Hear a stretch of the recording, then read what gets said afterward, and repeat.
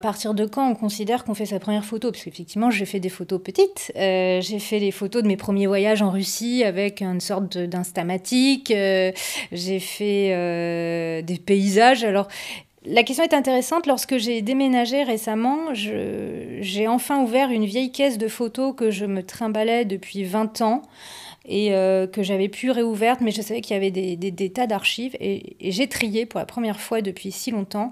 Et je me suis rendu compte que je me suis dit, mais je sais pas quand est-ce que je suis devenue photographe, mais c'était pas à ce moment-là, je trouvais tout horrible. J'ai jeté un nombre de photos avec des négatifs, ce que je ne fais jamais, parce que je ne voulais plus jamais les voir. Je trouvais ça atroce, et finalement, j'estime qu'il faut remonter assez tard dans ma vie, d'après moi, pour trouver ma première belle photo. De photographe, peut-être. Après, j'avais fait plein de photos de jeunes filles, de jeunes femmes, etc. Mais voilà, en tant que photographe, effectivement, il a fallu que je me le dise pour commencer peut-être à prendre conscience de ça. Il y a une photo qui a été dure à faire et c'est peut-être là que je rentre un petit peu, moi, dans la photographie. C'est quand ma grand-mère est morte, cette grand-mère d'Auvergne, voilà. Eh bien, il y a une longue agonie, ça a été dur. On est tous allés autour d'elle. Bon, le lendemain ou le surlendemain de sa mort, j'étais là avant qu'on la mette en bière. Et je suis rentrée dans sa chambre parce qu'elle est morte chez elle. Elle était allongée sur le lit, c'était un petit peu dur. Donc il y avait toute la famille ailleurs. J'étais toute seule dans la chambre avec elle et avec une dame qui s'était occupée d'elle. Et j'avais mon appareil photo. Et je me suis dit, alors, est-ce que je fais ça ou pas en fait ? C'était très bizarre parce que est-ce que je fais cette dernière image de ma grand-mère ? Est-ce que je prends la photo d'une morte ? Et je me suis dit, bah ouais. Mais à ce moment-là, mon oncle est rentré. Il a vu ce que j'allais faire et ça l'a vachement choqué. Il n'a rien dit parce qu'il était lui-même dans cette douleur. Et ce que j'ai fait, c'est que je ne voulais pas prendre le visage de ma grand-mère, que je reconnaissais plus. Mais par contre, j'ai pris en photo ses pieds crispés, regroupés l'un sur l'autre, qui étaient enveloppés dans des petits chaussons de laine tricotés avec une grosse laine. Et en dessous, il y a les plis des draps.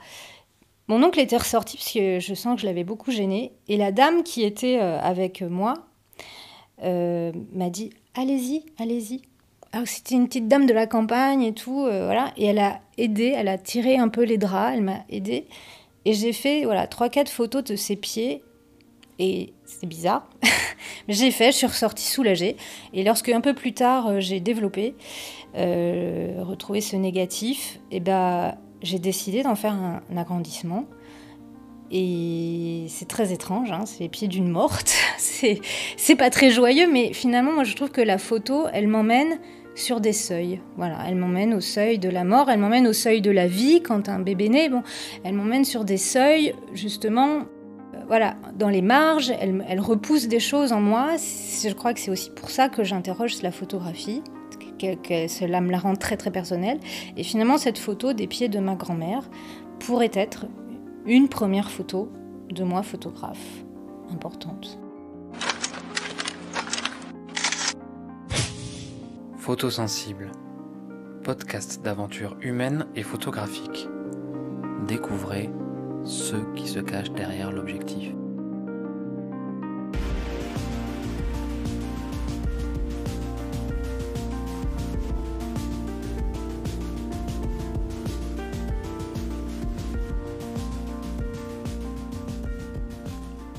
Dans l'épisode précédent, Céline nous a raconté comment elle en est venue à devenir photographe.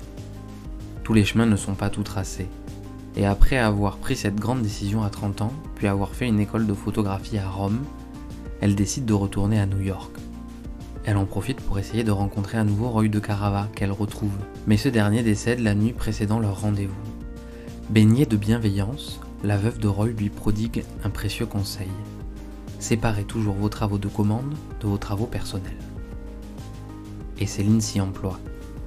Si elle a une photo que l'on pourrait considérer d'académique pour ses travaux de commande, elle embarque son Nikon FM2 et des pellicules en noir et blanc pour explorer ses propres méandres. Quelques années plus tard, c'est en famille qu'elle pose ses valises à Lisbonne, d'où naîtront 2 œuvres phares de sa vie artistique. Et cette histoire, Je la laisse vous la conter.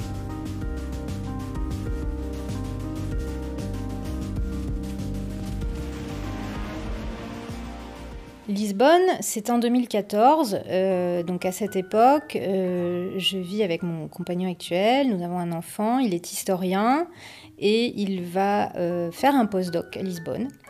Et pour moi, c'est extraordinaire.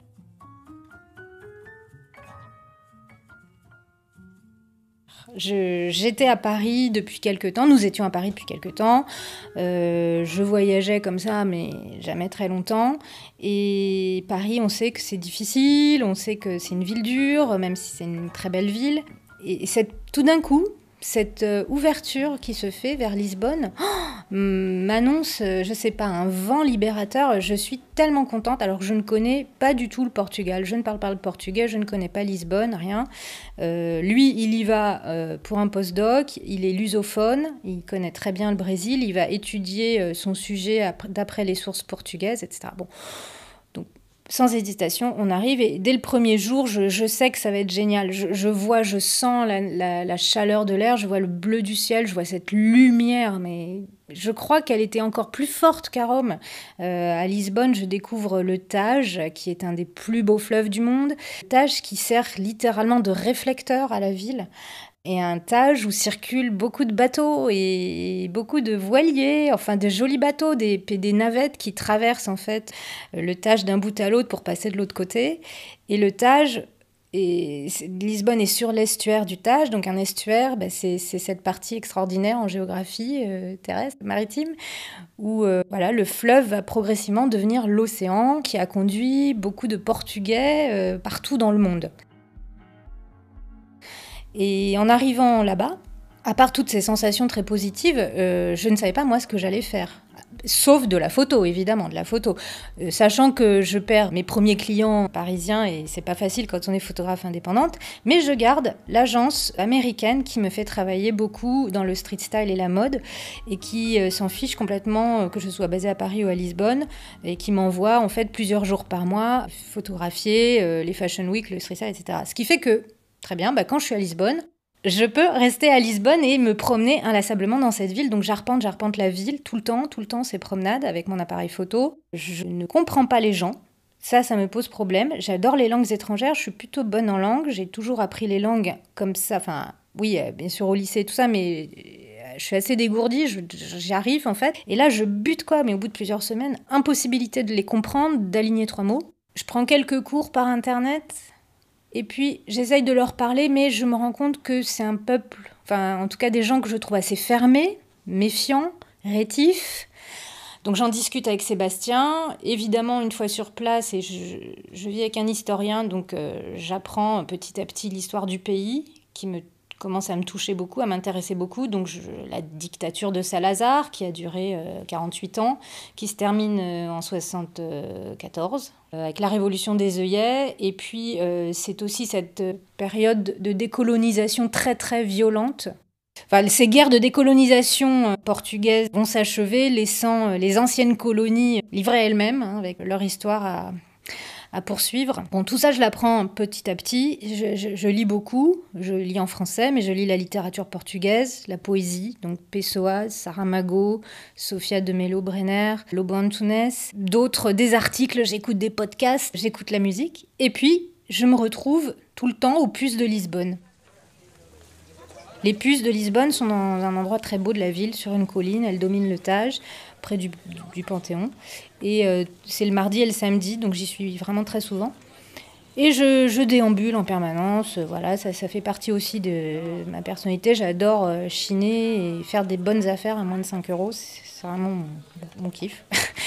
Et donc, je vois plein de vieux objets dans ces puces, c'est marrant, des valises, des radios anciennes, des tas de trucs, des revues et tout. Et effectivement, c'est très 70s, quoi. Ça fait années 60, 70. Et donc, je me dis, tiens, c'est des gens quand même. Puis je vois l'âge des gens, les vendeurs qui ont l'air assez pauvres. Je me dis, ces gens, ils ont quand même connu la dictature. Pour certains, ils sont peut-être revenus d'autres des pays d'Afrique qui étaient les colonies. Enfin, voilà, tout ça commence un peu à m'intriguer parce que je trouve qu'il y a un rapport géotemporel intéressant à ces puces. Et puis un jour, je tombe sur une petite photo qui me plaît. C'est une femme en maillot de bain, un peu pin-up, en noir et blanc et tout. Je me dis, c'est joli. Puis une deuxième, puis une troisième. Puis petit à petit, j'ai 10 photos, pour pas cher, qui me font rêver. Et je me suis rendu compte que moi, si je parlais pas la langue portugaise, si les Portugais voulaient pas me parler, peut-être que ces photos allaient me raconter des trucs. Parce que ces photos, finalement, c'est vraiment des Portugais. Ça, c'est sûr. J'en suis certaine. C'est des familles de Portugais, c'est des gens, voilà. C'est pas autre chose. Donc, je commence à interroger ces photos. Et je me dis, mais oui, en fait, tiens, c'est intéressant. On voit des vues de Lisbonne, des scènes dans des maisons, à la campagne, etc. Et je m'intéresse au visage, je m'intéresse à des choses, je sais pas pourquoi. Certaines photos, c'est leur format, leur degré d'usure. Bon. Et puis j'ai l'idée, en fait, au cours de l'automne, de fabriquer un album de famille qui était déjà un petit peu en germe, mais j'aurais jamais imaginé le faire à Lisbonne et avec une famille portugaise. Bon, j'ai décidé de faire cet album d'une famille qui n'a pas existé, mais qui aurait pu exister, en recomposant complètement la généalogie à travers les petites photos. Et donc je trouve un vieil album, je l'achète également aux puces pour 8 €, en faux cuir, bien, il y a écrit album dessus. Il est vierge, sauf à peu près au milieu, il y a une double page où il y a 4 photos. Je n'y touche pas. Elles ont été intégrées à l'album tel que. Et il est séparé par des feuilles calques en relief, comme on en faisait, comme on en trouvait avant, avec souvent le motif araignée. Voilà, j'ai mon objet. Et puis, donc, les semaines passent. Alors, on reparlera de mes déambulations photographiques plus tard, mais je me concentre pas mal sur cette histoire de famille. Donc, il faut un scénario. Et je l'écris, mais je l'écris mentalement. Je l'écris pas à la main. Je l'écris, en fait, au fur et à mesure de mes tas de photos. Je crée des personnages. Je crée 2 héroïnes. Bon, ça part sur une histoire de sœurs. Donc ça, c'est un thème qui m'est cher. Voilà, j'ai une sœur. Et puis, c'est une histoire de famille qui va faire face, en fait, à un secret de famille révélé sur fond d'histoire portugaise qui me permettra à la fois de parler et d'évoquer cette histoire complexe et douloureuse. Une partie de la famille est en métropole, à Lisbonne, souffrant de la dictature de Salazar. Une autre partie de la famille est dans une des anciennes colonies, en l'occurrence en Guinée-Bissau.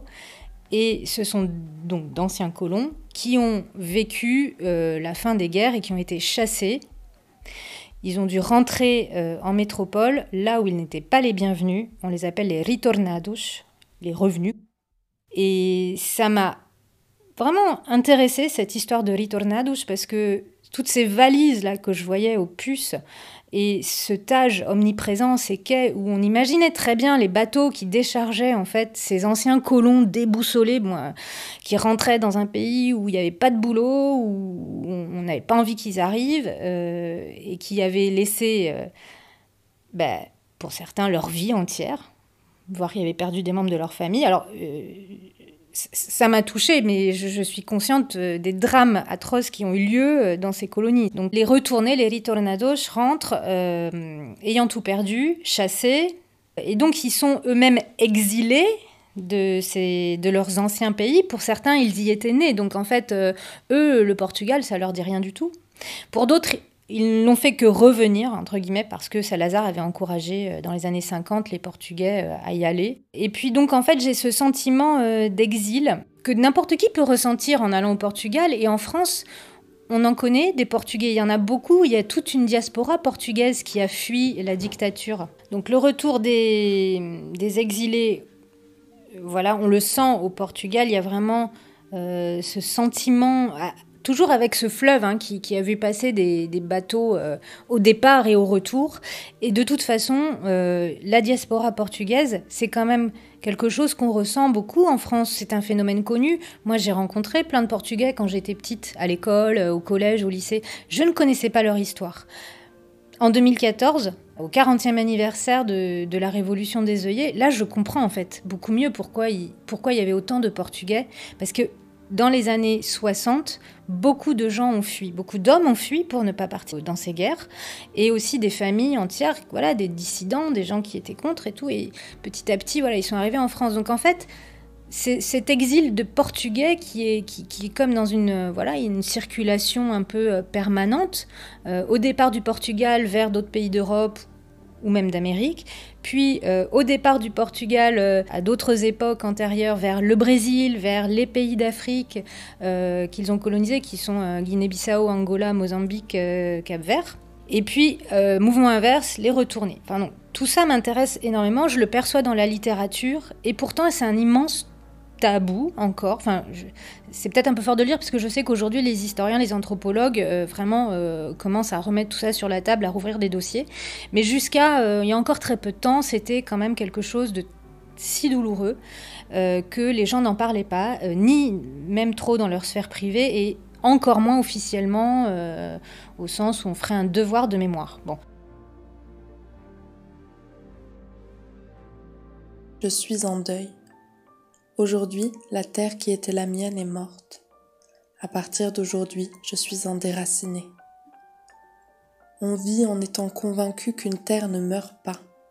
On vit en étant convaincu que la terre où l'on a enseveli nos morts sera la nôtre pour toujours et que la terre qui a vu naître nos enfants ne leur manquera. On vit avec cette conviction parce qu'il ne nous viendrait pas à l'idée que cette terre puisse mourir. Mais aujourd'hui, la terre qui était la mienne est morte. Aujourd'hui, mes morts sont morts, et mes enfants ont perdu la terre où je les ai fait naître. Mes enfants, tout aussi déracinés que moi.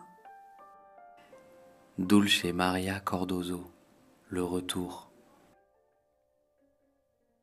Effectivement, à côté du travail autour des archives manipulées, moi je continue ce que j'ai toujours fait depuis que j'ai commencé la photographie.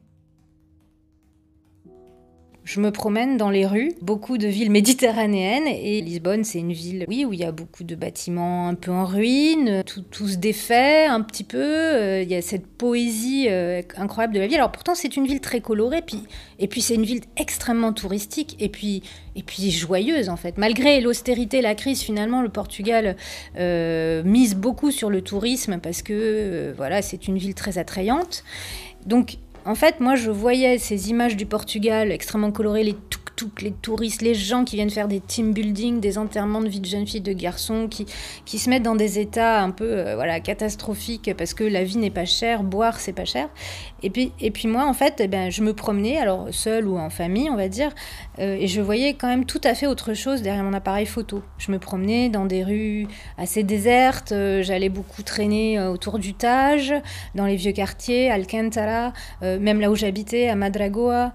J'ai traversé beaucoup le Tage pour aller en face à Cacilhas, qui est une toute petite ville, un peu, je dirais pas dortoir, mais il y avait une ancienne usine de sable, je crois, enfin un peu désaffectée. Donc il y a pas mal de gens qui y vivent, parce que c'est moins cher qu'à Lisbonne, et il y a plein de petits restos, un peu touristiques, mais aussi beaucoup de petits boui-boui, comme on adore à Lisbonne. Enfin, il y a beaucoup de petits troquets comme ça, où effectivement rien n'est cher.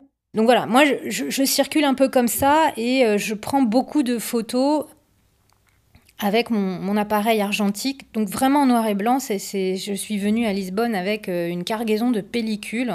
Voilà, j'ai toujours beaucoup de pellicules avec moi et j'arpente cette ville.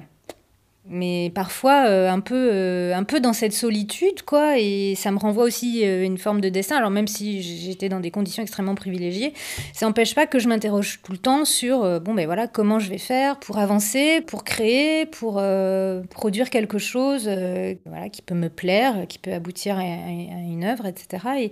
Et finalement, Lisbonne se trouve dans la continuité de la Russie, de Rome, d'une certaine Méditerranée, la Grèce aussi, le Cantal, que je photographie aussi un peu en noir et blanc.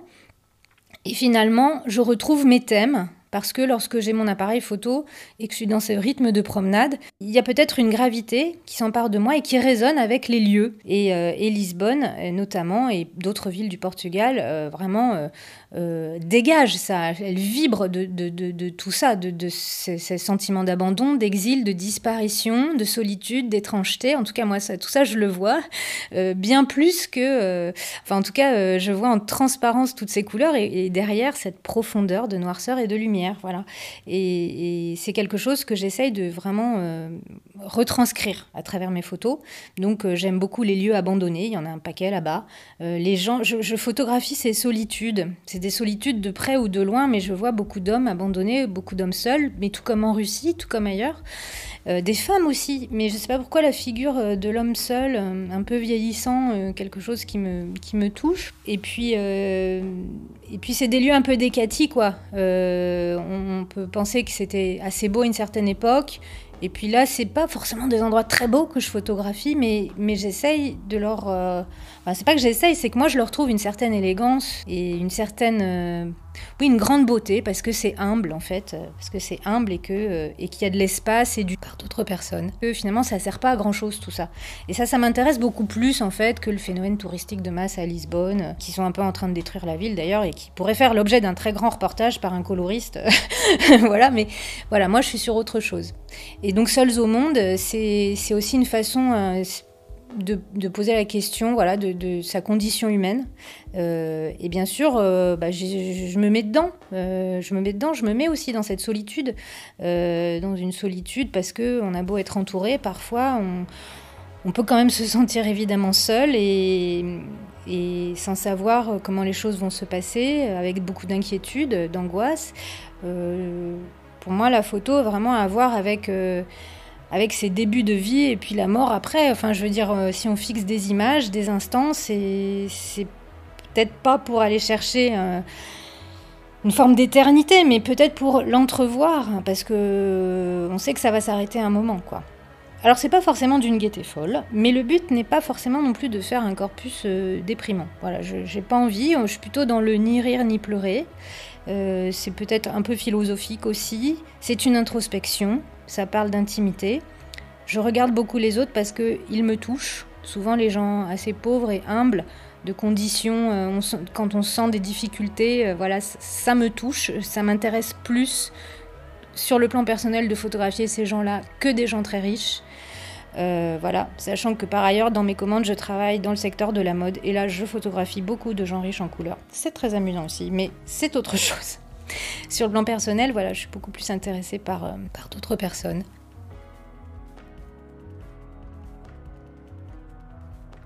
À la veille de ne jamais partir, du moins n'est-il besoin de faire sa valise ou de jeter des plans sur le papier avec tout le cortège involontaire des oublis pour le départ encore disponible du lendemain. Le seul travail, c'est de ne rien faire à la veille de ne jamais partir. Quel grand repos de n'avoir même pas de quoi avoir à se reposer. Grande tranquillité pour qui ne sait même pas hausser les épaules devant tout cela, d'avoir pensé le tout et d'avoir de propos délibérés atteint le rien.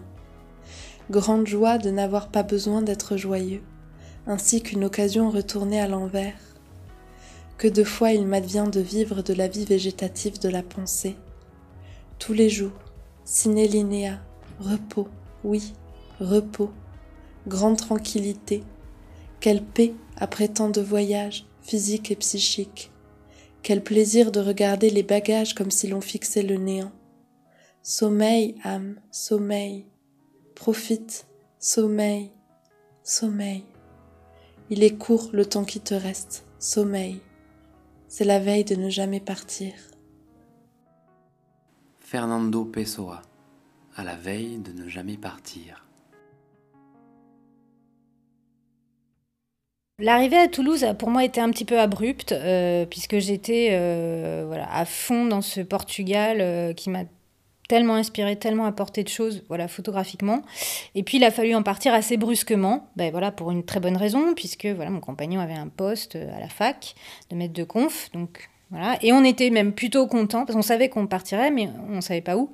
Et on était quand même plutôt contents que ce soit Toulouse. Moi, j'aurais pas pu retourner à Paris, lui non plus. Enfin, voilà, difficilement. Bon, ça a été Toulouse.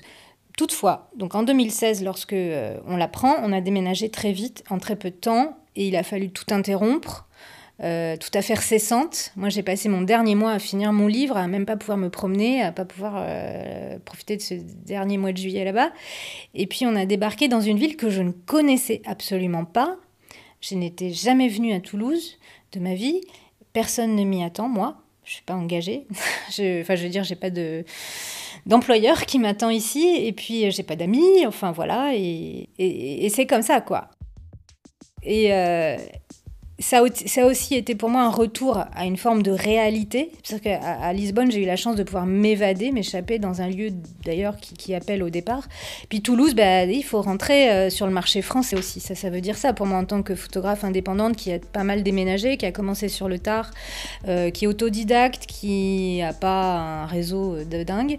Voilà, tout refaire. Tout reconstruire avec une pression gigantesque que je me mets parce que je tiens à vivre de ma photographie et le mieux possible.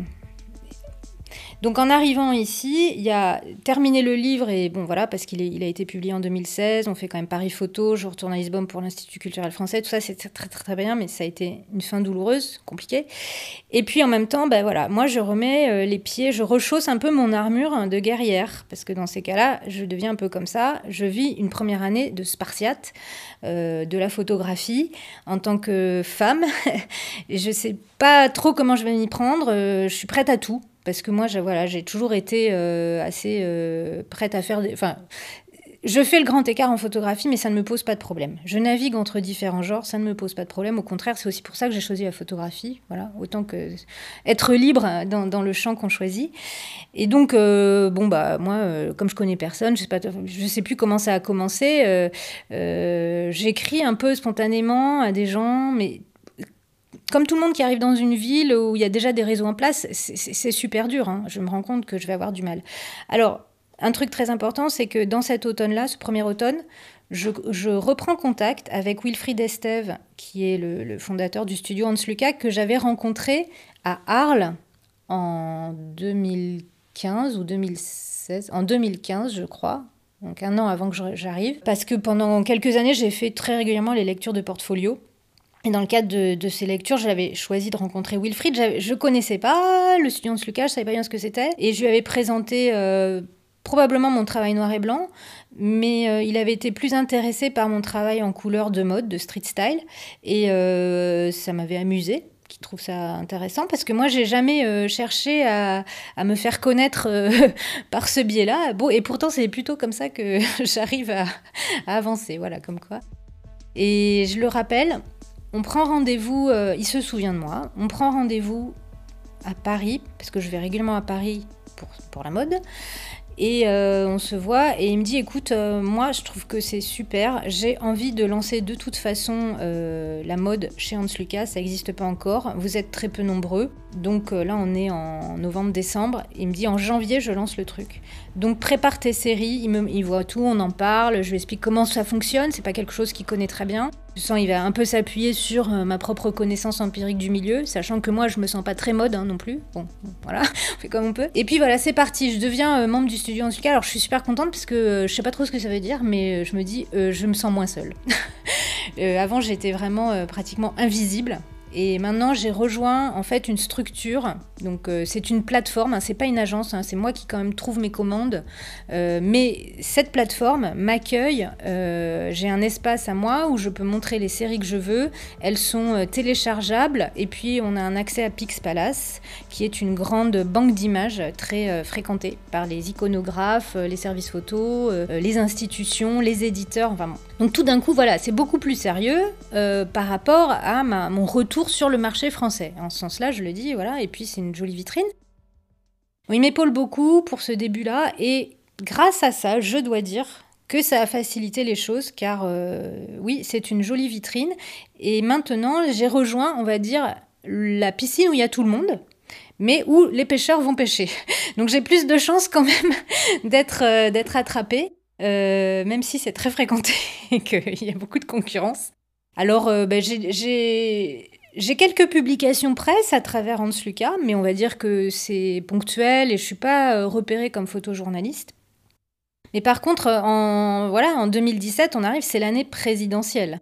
Moi, de toute façon, j'ai rien à perdre et même si c'est plutôt la mode, à ce moment-là que je sais, faire, je décide d'aller dans quelques meetings politiques, parce que ça m'intéresse, de me frotter un peu, à ces foules et puis, à ces ambiances.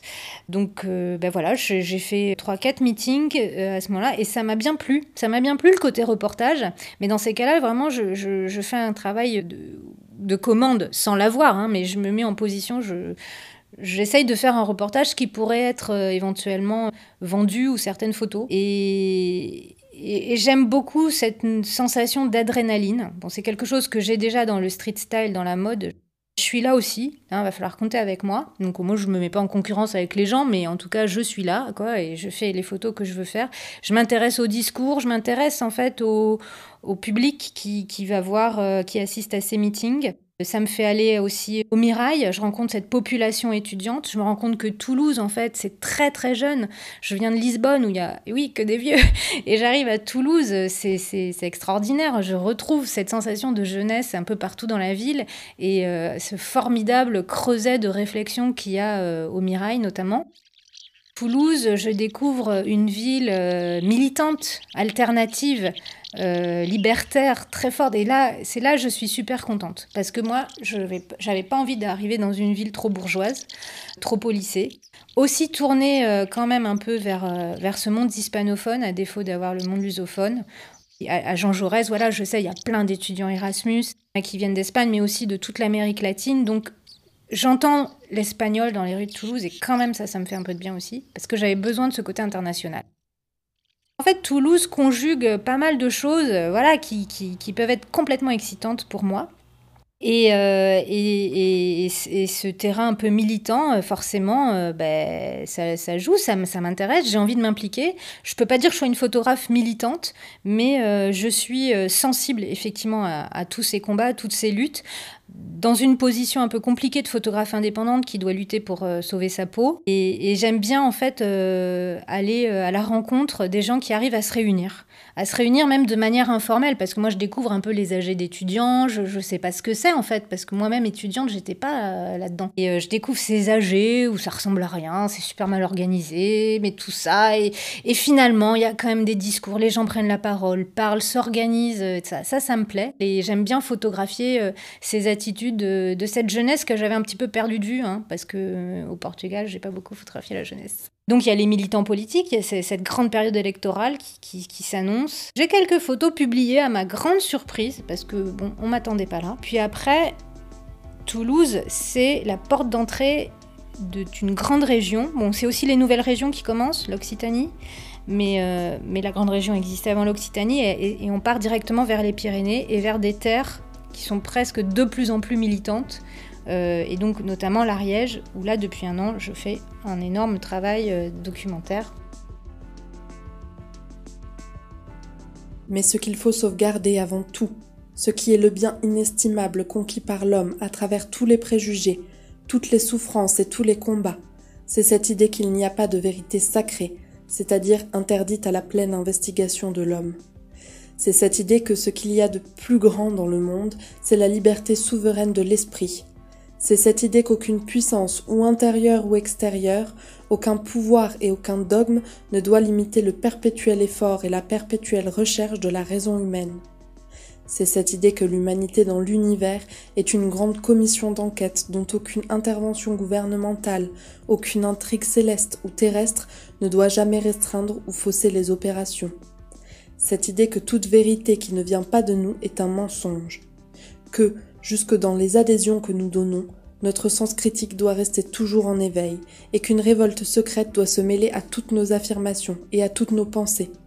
Que si l'idée même de Dieu prenait une forme palpable, si Dieu lui-même se dressait, visible, sur les multitudes, le premier devoir de l'homme serait de refuser l'obéissance et de le traiter comme l'égal avec qui l'on discute, mais non comme le maître que l'on subit. Jean Jaurès, La liberté souveraine de l'esprit, extrait d'un discours à la Chambre des députés.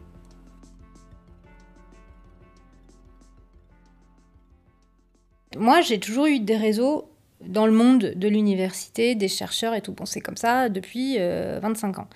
Plus que, par exemple, dans le milieu du photojournalisme. Voilà. Bon.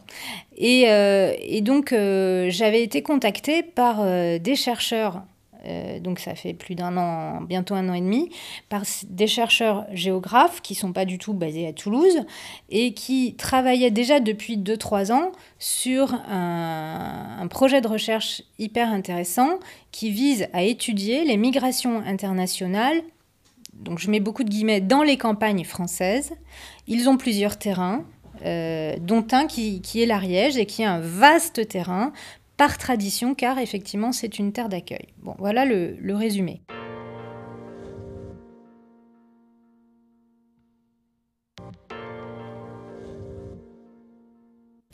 Et je dis guillemets à campagne française parce que je ne suis pas que dans des petites campagnes. Il y a aussi Pamiers, Foix, Saint-Giron, qui sont quand même des agglomérations, des zones périurbaines.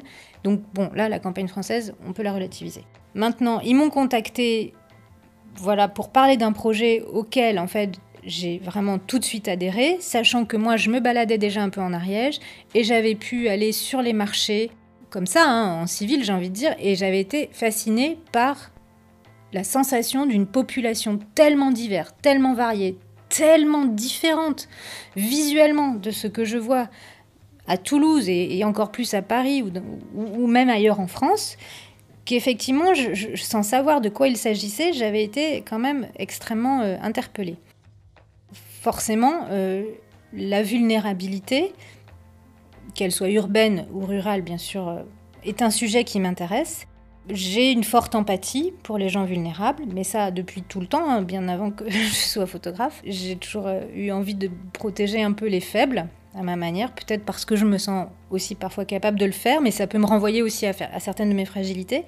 Mais à travers la photographie, la vulnérabilité est un sujet hautement sensible, parce qu'on expose les gens par les photographies, et on peut s'intéresser à leur fragilité, à leur vulnérabilité, simplement il ne faut pas non plus les mettre plus en danger qu'ils ne le sont. Donc ça, c'est un grand sujet photographique qui m'intéresse, et de savoir comment le faire. Moi, j'essaye d'avoir une approche très douce en photographie. Je déteste la photographie violente, crue. Voilà, je ne suis pas comme ça, comme photographe. Et donc, on est rentré par ce sujet de la vulnérabilité d'une part, mais pas seulement. En fait, à la base, c'est un projet de chercheurs qui est financé et qui traite, en fait, pour ce qui concerne l'Ariège, de pratiques alternatives de l'habitat, pratiques alternatives de l'accueil et pratiques alternatives de l'agriculture par des gens qui seraient venus de l'étranger. Soit par choix, parce qu'ils veulent faire leurs expériences de vie en Ariège, qui rend possible pas mal de choses, soit par nécessité, quand il s'agit de demandeurs d'asile ou de personnes en demande de statut et qui ont été transférées en Ariège dans ce qu'on appelle les CADA, les centres d'accueil pour demandeurs d'asile, après être passés par des parcours très très très compliqués, des traversées de la Méditerranée, la traversée des Alpes, il y en a pas mal qui sont allés chez Cédric Héroux. Ils arrivent soit à Paris, soit en Ariège en passant par d'autres villes, mais ils passent par des centres de rétention, ils passent par ce labyrinthe administratif et puis pof, ils sont enfin transférés en milieu rural parce que c'est une des politiques d'accueil actuelle des migrants en France. On essaye de répartir cette nouvelle population qui arrive dans les campagnes, les milieux ruraux en général, qui eux sont dépeuplés et qui peuvent permettre en fait à ces personnes de s'implanter éventuellement si elles réussissent à obtenir leur statut et ainsi de repeupler une région qui perd des services publics faute d'avoir des classes qui ferment, des maternités qui ferment, tout ça parce qu'il n'y a pas assez de gens. Voilà un petit peu le sujet qui a fait que j'ai commencé plus sérieusement à m'impliquer d'un point de vue documentaire en Ariège, et non pas seulement juste à flâner, à faire comme ça quelques photos, à me demander comment j'allais prendre les choses. Ce qui est super, c'est que je suis extrêmement nourrie par ces chercheurs géographes. La géographie, c'est une matière extrêmement intéressante, qui est fluide, qui est protéiforme et qui échange avec la sociologie, avec l'anthropologie, avec l'histoire, avec l'étude de la géologie, mais enfin tout un tas de choses. Et donc moi, je trouve ça absolument passionnant. Et donc, ils me nourrissent en fait de ces recherches. Ça m'évite de tomber dans des contresens terribles, d'enfoncer des mauvais sports. Et puis, l'idée étant d'apporter une approche photographique transversale à leurs recherches, à leurs enquêtes de terrain, avec mon regard. Un documentaire, pour moi, c'est quand même une rencontre. Donc, il y a deux subjectivités. Il y a aussi la mienne. Je ne pense pas qu'on puisse afficher une distance objective. Enfin, moi, j'y crois pas à ça. En tout cas pour moi.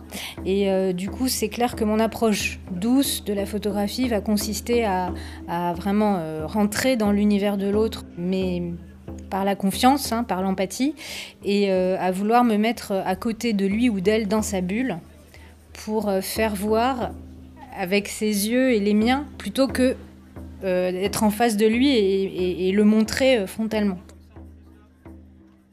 Donc voilà, moi j'ai bénéficié des listes des personnes qu'ils avaient déjà interrogées enquêtées, comme on dit, depuis 2-3 ans.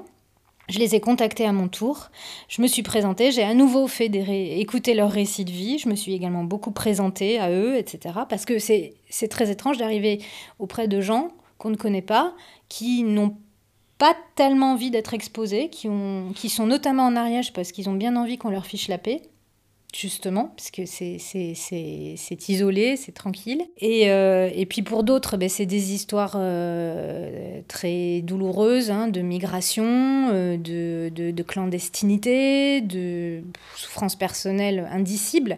Voilà, donc pour tout ça, ça demande beaucoup de temps, et de patience, et de retour, et d'aller-retour, et de va-et-vient, et surtout donc de s'inscrire dans un temps long.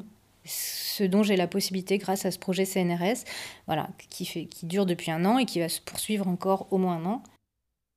Alors la question, qu'est-ce que moi j'apporte à la recherche, a été un petit peu posée. Eh bien, je ne sais pas. Quelque part, je ne sais pas si c'est à moi de le dire. Moi, j'essaye d'éclairer à ma manière, donc elle va être transversale ou de biais par rapport à celle des chercheurs. Je crée mon histoire personnelle avec les gens que je photographie. J'essaye de ne pas faire de l'illustration, parce que c'est la facilité, c'est aussi parfois peut-être ce qu'ils attendent, de montrer quelles sont les situations concrètes, de documenter, de témoigner sur un quotidien, quelles que soient les histoires de famille en question. Mais j'essaye donc plutôt de faire partager un peu de l'intimité de ces personnes. Alors c'est là peut-être que je fais un pas différent par rapport aux géographes dans ces territoires.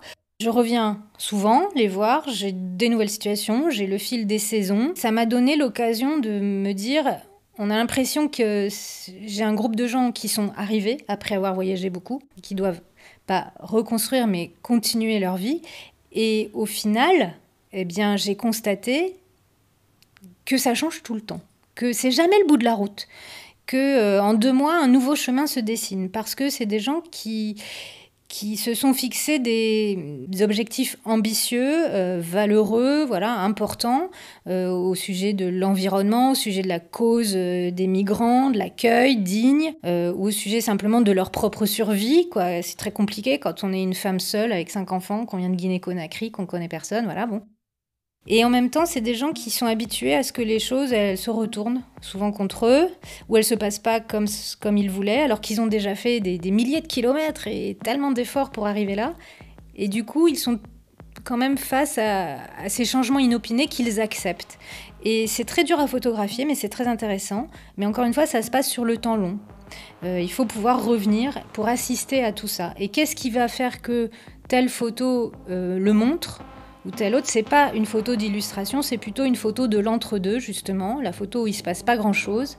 Et ce sera la série, quand elle sera mise en place, qui va faire dialoguer les photos entre elles, où on verra éventuellement, peut-être, je l'espère, j'en sais rien, on va le percevoir, justement, le fait que tout est très mobile, en fait, comme un terrain, comme on dit, un terrain un peu mouvant, quoi. Rien n'est fixé, ça évolue toujours un petit peu.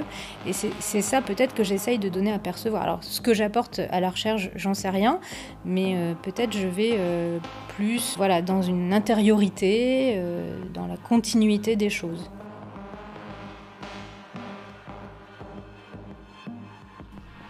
Comme vous l'avez compris, la vie photographique de Céline est plurielle.